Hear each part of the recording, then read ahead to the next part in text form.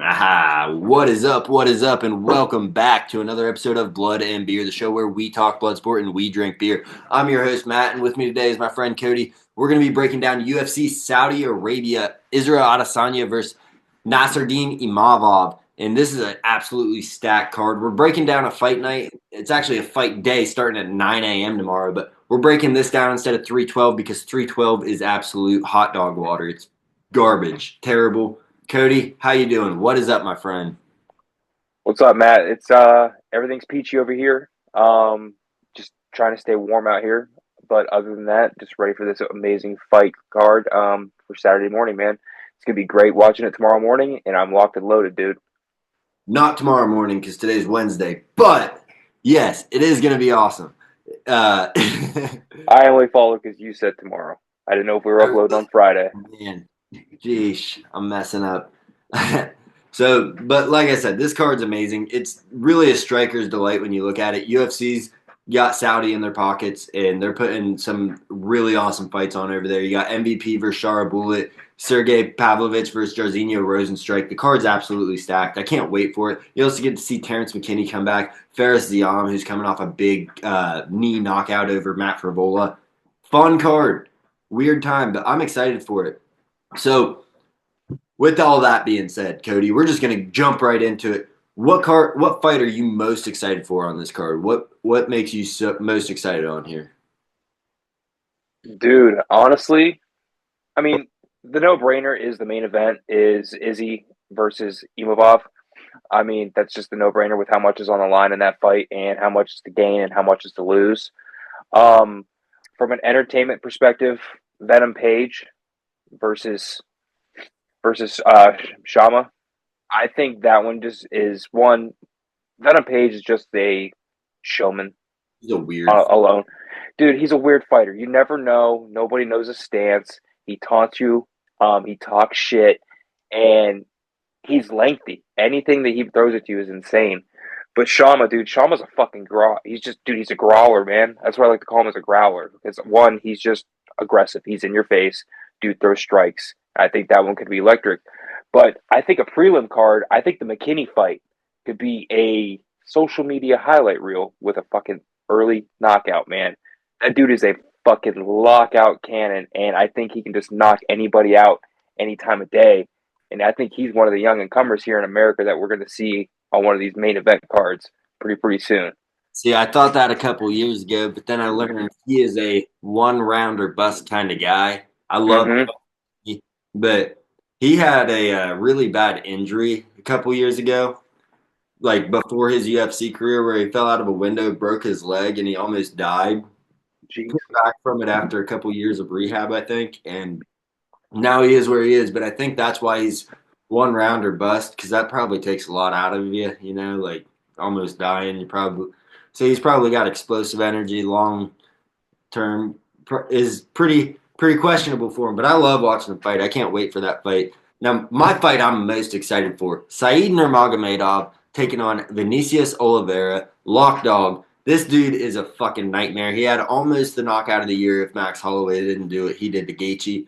Flying knee on Fernando Sapage, and just fun as hell. Saeed Nurmagomedov, he's not your typical Nurmagomedov. This dude does not like to wrestle, but he can. He got nasty chokes. He gets anacondas. He gets Darce chokes. He wraps you up because he's got long limbs. But this dude's main thing, spinning back kicks. He just throws them at will, cracking the body. The dude's a wild fighter. He's super fun to watch. That fight is going to be absolutely amazing. I can't disagree with you more. Because I was just thinking about that with the preview of that fight coming up. Um, I was just thinking about Nurmagomedov's last fight with his just 73 seconds into the fight with the guillotine. Oh my goodness! I mean, the dude can just slip anything. He was what I think 5 of 11 of his strikes early on got him a little woozy, got him on a takedown, and just slipped it in. I mean, He's pause. But he's slippery, and his ground game is just right now. It's just I think it's top five in the sport. I mean, he's really freaking dangerous. he struggles off his back pretty bad. He's not good off his back, and he can be taken down. But Oliveira is not going to do that to him. But Hmm. man, Oliveira, dude, he clubs you. He clubs those punches. He got a different punching style. I love it. So that's the fight I'm most pumped for. But we're gonna move on to the next topic. Like I said, it's a striker's delight. Most of these fights are gonna be on the feet. I think there's 11 fights on this card. So Yep. I'm putting over under at 6.5 finishes. How do you take it? Which fights are finishing? You don't got to give me who's finishing who. Just tell me what fights you think are finishing. What fights do I think are finishing? Um, so I got a couple surprises. I think in the women's division over there, I think the Buena Silva fight. I think it's going to be a split decision. They're Not not. very. They're not very in their. You look at their history. Not very many fights end early on. They're usually go the distance type of fighters. Wait, so are you Um, going under or over the 6.5 real quick? oh, I'm going over. I'm going right at 7. Okay. Yep. And once you give me your answer, I have everything written down here. I want to if I can go through it and just Yeah, on absolutely. all of them I have. because I have a couple of them that are surprising, honestly. That might even be like I have the Shama fight versus Venom. I think that might go the distance. I think that one's going the distance also. I have 5 here that I think are going to finish. Oh, okay, you went under. Yeah, I went under. So I think in a striking thing like this, I think you're going to see a lot of just at range fighting where people get beat up. I think it's going to be a lot of fun fights, but I don't think it's going to be a ton of finishes. There's going to be a bunch of finishes, and the finishes are going to be electric because everybody on this card is awesome. But I think that there's such high skill on this card, and everybody's so well matched. We're not going to see every fight get finished because there's not a single fight where I'm like this. I'm so positive this guy's going to go out and starch this guy, except for oh fuck, who is it? I had it written down. I don't know why it's not on this page, but it's one of the heavyweight fights. The guy that's fighting Thomas Peterson is going to kill Thomas Peterson. Uh, Oh, Gaziev, Gaziev, I think it is right, Ziev, yeah, or Gaziev. Yeah, that's what it is. Yeah, he's massive. he's massive. Yeah, Peterson's big, but he's not. He went to a split decision with Muhammad. So wait, you don't think that's going to make the distance? No, I think Gaziev's going to finish that dude. I also think I I had Gaziev as a unanimous decision on that one. I think that fight and Rosenstrike versus I don't think there's a possibility in the world that Rosenstrike versus Sergey Pavlovich goes the distance.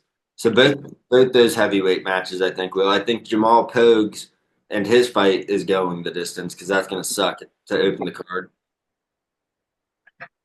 I think Oliveira versus Nurmagomedov is going to get finished. I think the McKinney fight is going to end in a finish, either him gassing out or him finishing the guy.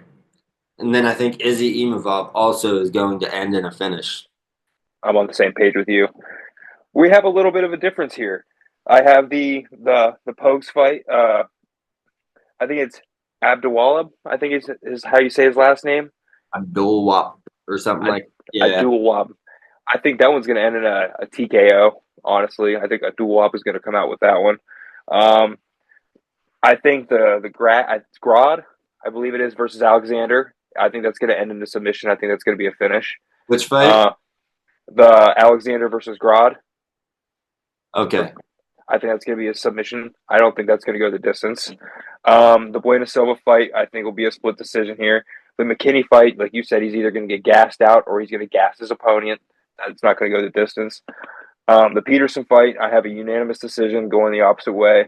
Um, the the Australian Awfully here, I think he's going to get. I don't think that's going to go to submission. I think that fucked up. I don't think that's going to go the distance. I think that's going to finish in a submission. um, what the heck was his name? Mike Davis's nickname. Mike Davis, is it the Beast Boy? Beast Boy. Is that what it is? I The don't Beast think. Yeah, Boy? Beast Boy. I don't think. I think that's going to go to distance. I think that's going to be unanimous decision. Oh, that's going to be a good fight, though. Heck yeah, it is, dude. That's just you want to talk striker delight. Yeah. Yeah. Ferris Zion. That's who he's fighting. I think that one's also going to go to decision. Ferris Zion, his finish of Matt Frivola, that's not his typical style. Like, he's got the Muay Thai, but it was just the perfect thing. Ray Longo told Frevola to turn out because that was the move. But at the perfect time, Zion brings the knee. Dude, and it was just, and that was one of those fights where he just had to adapt to the moment and what he was dealing with because, like we both said, that's not his typical fight style. He's a stand up, strike and fight, but he had to go in that last fight, that in that standard. Blah, blah, blah. In the Magomedov fight versus Oliveira, I think that's not going to go the distance. I think that's going to be a finish and a TKO. The Pavlovich fight, it's going to be a TKO. I don't think it's going to be a knockout, but I think it'll be a TKO. That could be a knockout. Those boys hit hard. I don't know, but them boys got chins, man. They just they're They're just cracked. they're big. Them big. They're just They big both Ram trucks out there. both been cracked. They Both both have. cracked. Aspinall cracked Pavlovich. That's true. Different in that last fight, and then And Volkov got him too, right? Volkov just beat him on decision, but Pavlovich was not as aggressive. No, I remember that fight.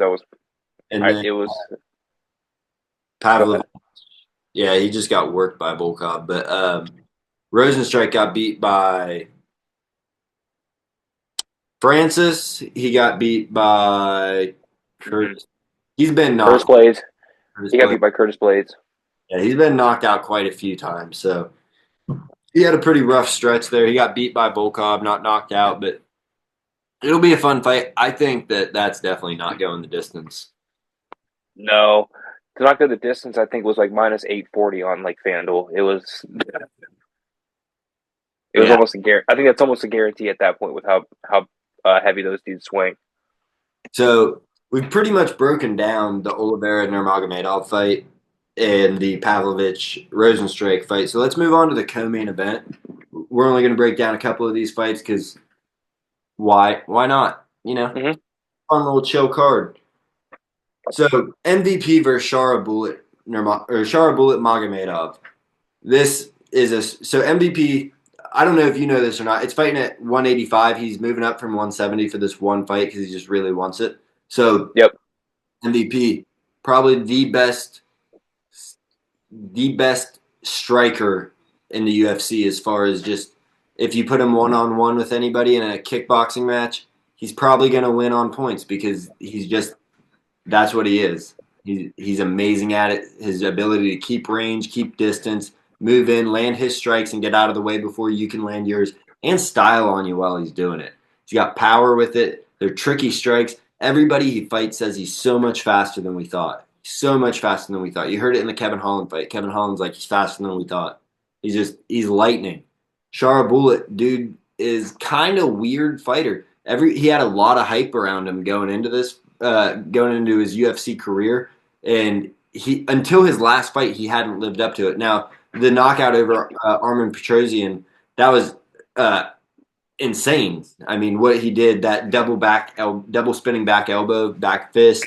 The back fist, dude. The spinning back fist. Ooh.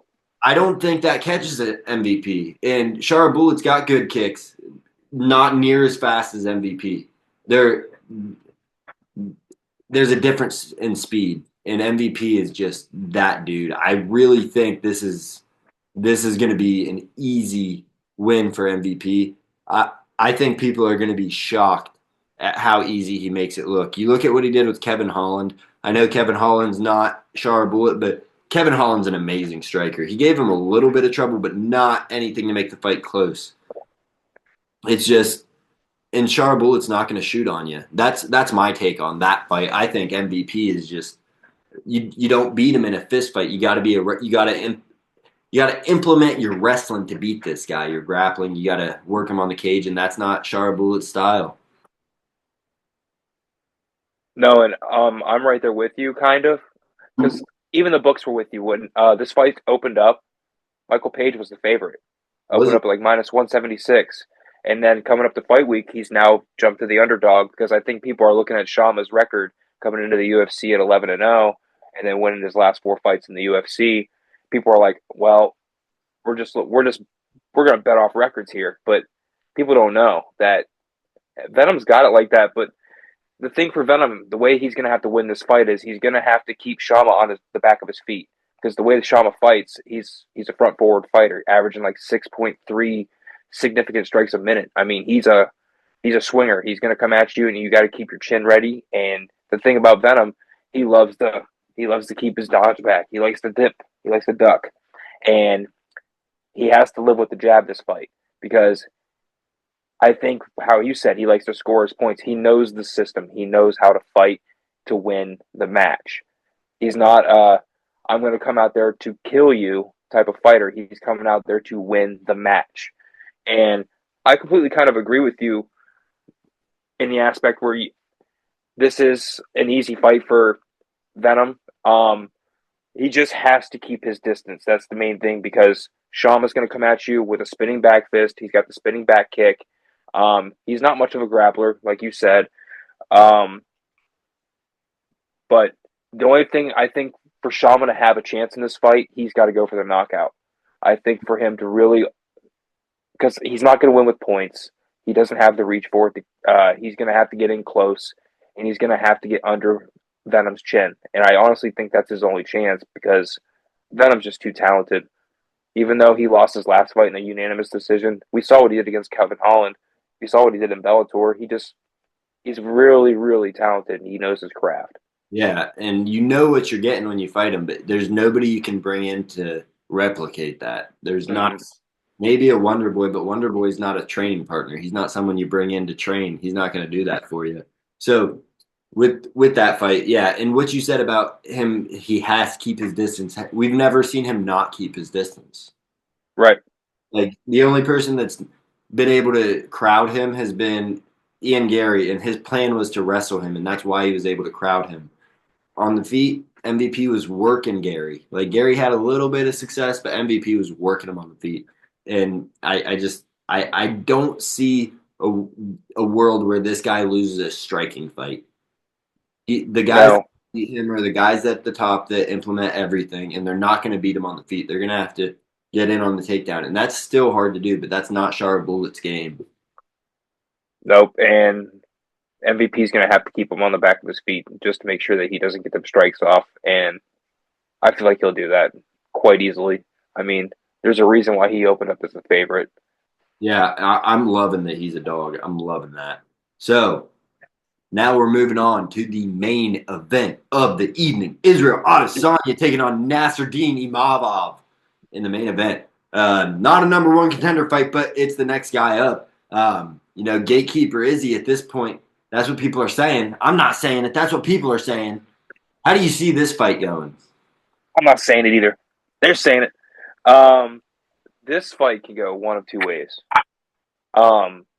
Izzy can control it and live with the jab, or Imavov can tire him out, get him at the end. Because, I mean, let's be honest now. We've seen in the last two fights the blueprint's out on Izzy. Get him in the later rounds, tire him out, and then get him in the later rounds, and you're done. But we've seen in Izzy's last fight, though, his boxing has improved. And if people haven't heard coming out of Izzy's camp, Izzy's got a pretty good fight camp, because going back to the Strickland fight, he didn't really take it that serious. And then into his last fight, Strickland was the last fight. No, Duplessis. Yeah, Strickland's into the Strickland camp, he didn't take it as serious, but into the Duplessis camp, he stepped up his boxing, and you really showed it, and you've seen it in his footwork. That was the main thing, because Izzy's footwork used to be just sloppy, he's like switching. It was more fluid than it was in that Duplessis fight. Yes. So slick. It's just he could control his body so well. So I don't mean to cut you off, but just that takes, because I think he's one of the best technical strikers in the UFC of all time, footwork included, because of his ability just to control the range. Absolutely. But if you want to say during that Strickland fight, his footwork was sloppy. During that second Pereira fight, it was probably because of the kicks. Even though he won the fight, his footwork was sloppy. When he gets put on the back, I'll let you continue. I do want to get this point across. I think when you put Israel Adesanya on the back foot, he Yeah. does not fight very well if you're pressuring him. Now, if you're just moving forward and you're not throwing anything, he's fine. He can move back. If you're throwing one or two, he'll slip you and move. He used to be able to fight off the back foot, amazing. But as you get older, that goes away, and he's lost that ability, I think, to fight off the back foot. So I'll let you continue because I'm going to build off that on my take on it. But I'm sorry, I just that's been No, driving at my mind all week. no. I was because my next thing was actually going to be the fluidity of the feet growing and everything like that because of how his unorthodox stance is. Because to some people, it would look sloppy because he's not in a traditional southpaw or anything like that.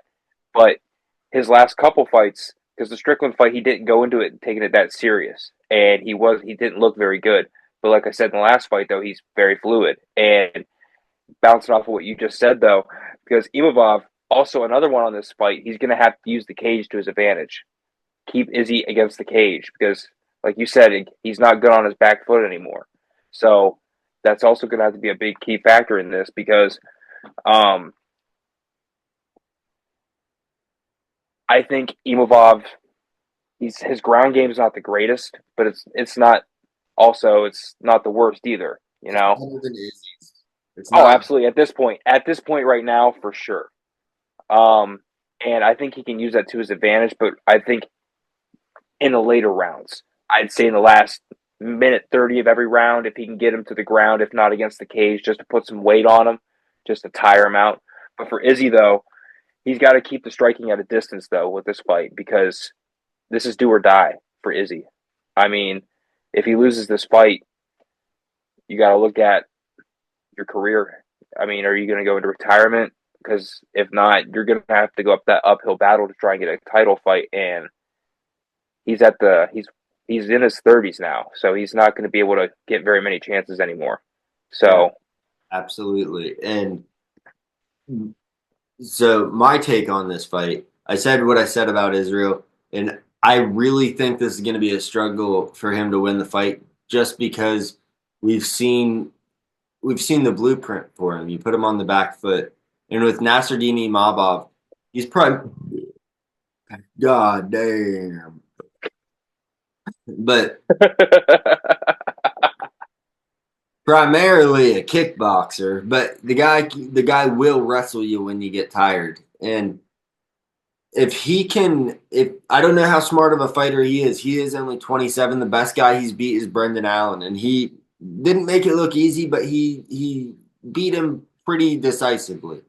And I think Imavov on the way up, Israel on the way down. It's going to be an interesting fight because we got these two guys that like this is the true test. I have not been sold on Imavov, but I think it's not favorable matchmaking. It's just the division is kind of weak right now.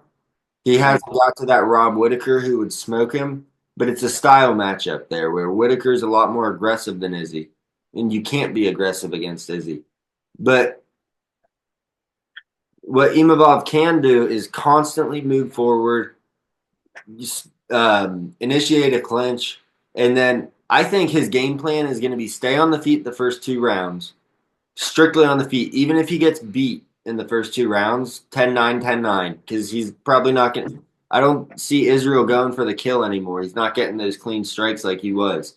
So I think Imavov is going to stay on the feet the first two rounds. And then in the third round, probably the first half of it will be on the feet. And then he's going to get the takedown and probably not do much with it. And then he's going to do the same thing in the fourth and the fifth round because Israel will start to get tired. And it's not like he's gassing, but he's just fatigued. It's almost like he's fatigued mentally. He starts making mistakes. You look at that fourth round of the Duplessis fight, just the most bizarre finishing sequence. I know Duplessis an ugly fighter and makes everyone look ugly, but I don't know about Israel Adesanya at this point. I'd like him to win. I used to not be an Israel fan at all, but I've really come around to him lately. So that's my take on the fight. We skipped a question though, and this isn't a bad time to fit it in. So who has the most to gain and who has the most to lose and why? So who do you think has the most to gain with a win and who has the most to lose with a loss here? I'm going to start with most to lose, honestly, with a loss. And I think the elephant in the room is Izzy, just because of where he's at in his career. But I think here's a little one: Venom Page. What if he loses again? What if you have two unanimous decision losses now in the UFC out of your first three fights when you came out of Bellator losing your last two fights? What does that put in Dana's mind? Does it make him think, maybe, did I make the right decision? You know, I know he's got the name, he's got the style, but I mean, he's not Nate Diaz. We don't care how many times you lose. You're not going to sell a card out. You're Not not that. a sellout, but he's a big draw. I think Oh, he. right. Oh, for sure. But I just think if you just keep seeing unanimous decision or another loss, and if it stacks to two, and if it gets to three, then what do we do? Because we can't put. I mean, we can't put him up in these class of fighters. This is in my personal opinion. I don't think we can put him in these class of fighters if we're gonna have consistent losses after consistent losses when you're going into some of these fights as favorites. I think personally that's one of my guys that has the most to lose if he loses. And who do you think has the most to win? Honestly, Vinicius, I think that's how you say it. Vinicius. Oliveira, Vinicius Oliveira, because I think if he wins this game, Jesus Christ, this fight against Saeed Nurmagomedov, it can catapult him into the top 15. You already know where I'm going with that. And being a 29, he's one of Dana White's younger guys trying to come up. The Brazilian fighter, dude, he's aggressive, nice fighting style, man. He's one that can sell out cards if he gets his name out there and people finally understand how good of a fighter this guy is. And I honestly think if he gets this win, he's got the most to gain personally for me. So I had a pretty hard time deciding this because I think there's not a lot of winners in this card, no matter what, because of where the divisions are at this point. So you look at with Israel and Imavov. I think Imavov probably has the most to gain because he can step up to maybe next fight's a title eliminator. So that's who I think has the most to gain. But even in that division, it's pretty clogged up because you have Strickland versus Duplessis. We know that Hamzat's the next challenger. Mm-hmm. That's what we have going on there. So you could be third in line. That's the best you can do. And that's probably the best anybody can get on this card because heavyweight, let's look at Pavlovich and Rosenstrike, both top 10 guys. The division's clogged up. You have Jones and Aspinall. When's that going to happen? They're saying maybe 317. I doubt it, but that's what they're Mm-hmm. saying. And then behind him, you have Cyril Gahn, who just got a bullshit decision over Volkov. Volkov, who just beat Pavlovich, so you're not going to jump Volkov. And behind that, you have Curtis Blades, who one of them will probably end up having to fight. The winner will Mm-hmm. probably fight Blades. So that's what we'll have with that. And with MVP and Shara Bullet, I don't think either has a lot to gain. Bullet has more to lose as far as his like fandom and everything and the mystique around him. But I think with MVP, if you lose, you're still a draw because they can put you against strikers and you're not going to sell out a fight, but you're going to they're going to put you on a card like this or a pay-per-view card and people are going to be like, "Oh, that's a stacked card because he's on the undercard of it. He's on the main event, but not on." You know what I mean? Like that guy still, he's a draw no matter what because you can put him against top contenders, you can put him against fun strikers like a Kevin Holland that they've done before, stuff like that. But the most to lose, I think, is Pavlovich because even though I said all that about the heavyweight division being clogged. This dude's coming off two losses, one to Aspinall, one to Volkov. If you Yep. lose another, you're not getting back to the title picture. I know he's young, but once the chin's been cracked, the chin's been cracked, and that's just the way it goes.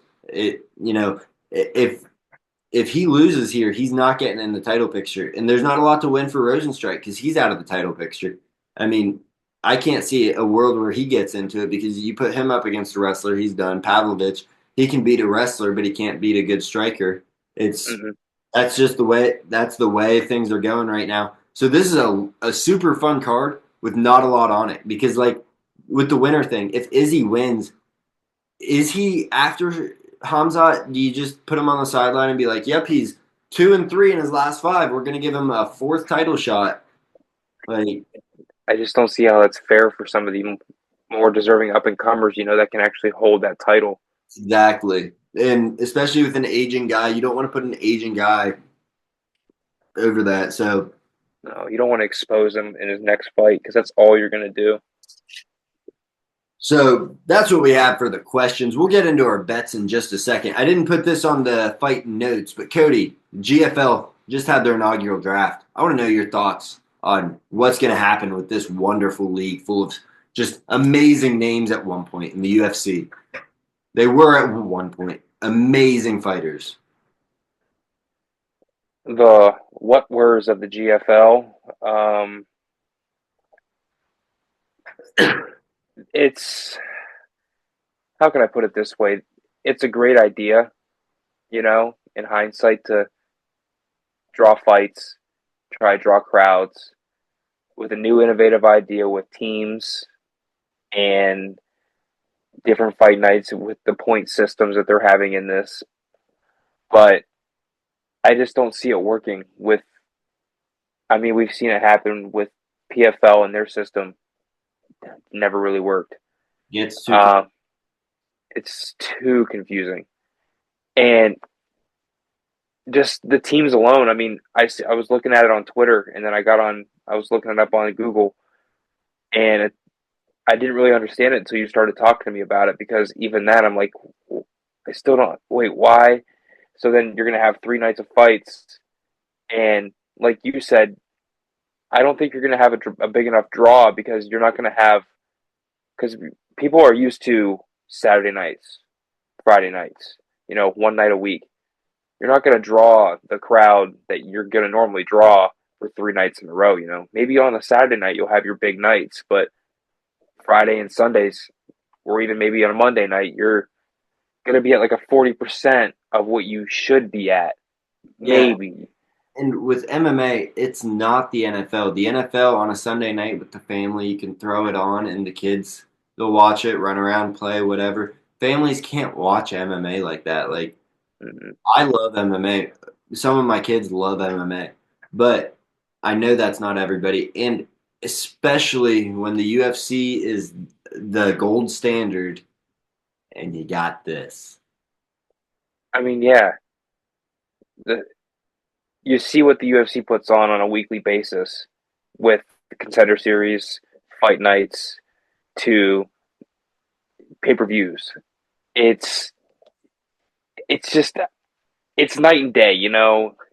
It's water and oil. You're gonna see in the bottom of the container. You're gonna see what sinks and what separates. And it's I give it 2 seasons max. I think one show. I don't think You they get through a single season. don't think they finished the first season? Think of how much you got to pay guys like Tyron Woodley, Luke Rockhold, Chris Weidman, Uriah Faber, Tony Ferguson, Anthony Pettis, Sage Northcutt, Frank Mir, Vanderlei Silva, Fabricio Verdum. All these guys are former champions in UFC or some pride. I mean, Yeah. UFC doesn't even have any pride fighters on there anymore, but GFL does. GFL has plenty of pride fighters. I don't know where they're gonna get the money for this. I don't know where they're gonna get the funding They have a and the back. sponsorship. And the sponsorship. Who's gonna sponsor this? That's another thing, and I'm gonna do a video on it. But I mean, they don't have their TV rights deal secured yet. They said they're working with every major streaming partner. They're just gonna take the best deal that's out there. But like, who really wants them? And also sponsorship, yeah, they're doing a 50-50 revenue share, but who's gonna pay for them? So where's the revenue coming from? And just this week, Darren Owens, the chairman of the GFL, came on the Ariel Helwani show. He said they're thinking about doing a pay-per-view model for the championship because a lot of the fighters like the pay-per-view model. And I was like, what are they gonna like selling 5,000 fucking units and splitting 75,000 amongst them? Like, I was gonna say who's gonna buy that at what, $90 to $100 at a pop? yeah, No like way. No way. I'm nobody, not nobody sorry. bought it. I'm not Yeah, paying $100 to watch Frank Mir fight. Yeah, nobody bought the PFL with Francis Ngannou on it. It had like 12,000 sales.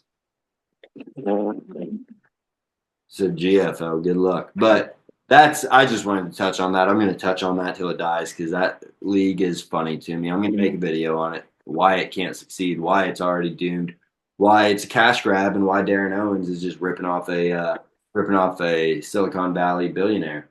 We're going to go with our $1,000 head-to-head picks here. So, Cody, you got $1,000 to spend on this card. Tell me how you're splitting it up. Let's hear it. Got 5 bets. Okay. Five single bets here. So I'm going to go with Hamdi Abdulwalib money line. First fight of the night. Is minus 115. I'm going to throw 200 on that for a 173 net profit. Not bad. Yeah. And then the Oliveira Nurmagomedov fight. So and these are all FanDuel odds. I want to clarify. So whenever I do my picks on that show here, I Yeah. do all my odds through FanDuel, and on FanDuel there's a thing called Double Chance. So where in the Oliveira Nurmagomedov fight, I have Oliveira by TKO or points at plus 145, and I'm going to throw 250 on that for a net of 362.50. Okay. I think that can just be a little splashy. You never know if you just never know if Oliveira is going to charge at him and hit him with a chin. You Yeah. might get him. Next one, MVP versus Bullet to go the distance.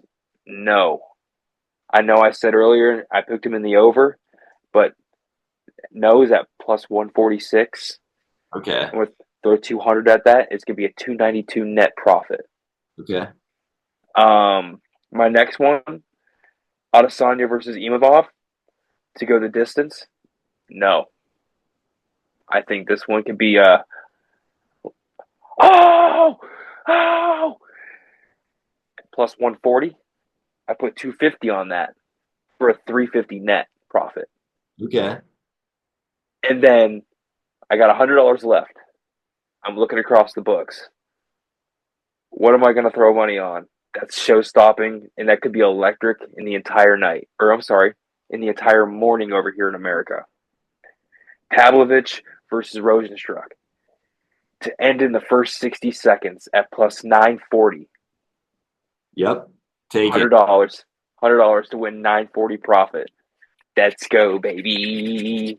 Alrighty. So my picks, I've got Hadzovic to beat Terrence McKinney, Shamil Gaziev to win, Sergey Pavlovich, MVP, Nassourdine Imavov, 5-pick parlay, $1,000 to win 48,000. No, I'm kidding. Not a parlay, but if you did parlay it on 1,000, it'd win you 48,000. Oh, okay. I was gonna say what? But no, I do have all those picks though. I have Damir Hadzovic at plus 380. I put 100 on him. That gets us 380 back. Shamil Okay. Gaziev got 350 on him at minus 345 odds, so that's a 106 profit, 106.50. Sergey Pavlovich minus 310. I'm going to throw 100 on him. That pays us 32.25. MVP, we're putting 350 on the big dog. That pays us out 475. So Okay. big money there. Nassourdine Imavov coming in as the dog, plus 136. We're going to put 100 on him to get a plus 236. And before I made my bet, the odds changed for MVP, so I'm going to make $14 more. So let's There we go. go. And that 48,000 on the $1,000 parlay turns into 49,000. So that's what I got for you. Any final thoughts for this show, Cody? Thank you for coming on. This was a fun show, man. I learned a lot. I'm even more excited now to get up Saturday morning, have my coffee, have my Uncrustable, get ready to watch some fights, dude. Start my day. Dude, it's Uh, gonna be a strike fest, like you said. It's gonna be a bloodbath over in Saudi. Dude, I can't it's wait. it's just a fight night card, but dude, Dana Something White about them day, Dana White Dana White cooked. something about them day fights, man. I know, man. It's just like like a noon. It's like a noon kickoff. Nothing wrong with a big noon kickoff, you know. I love it. I love having breakfast, watching fights. Well, hey, thanks for coming on, Cody. I'm gonna stop the recording now. Thank you, everybody, for watching. And this has been Matt with Blood and Beer and my friend Cody. That's all, folks.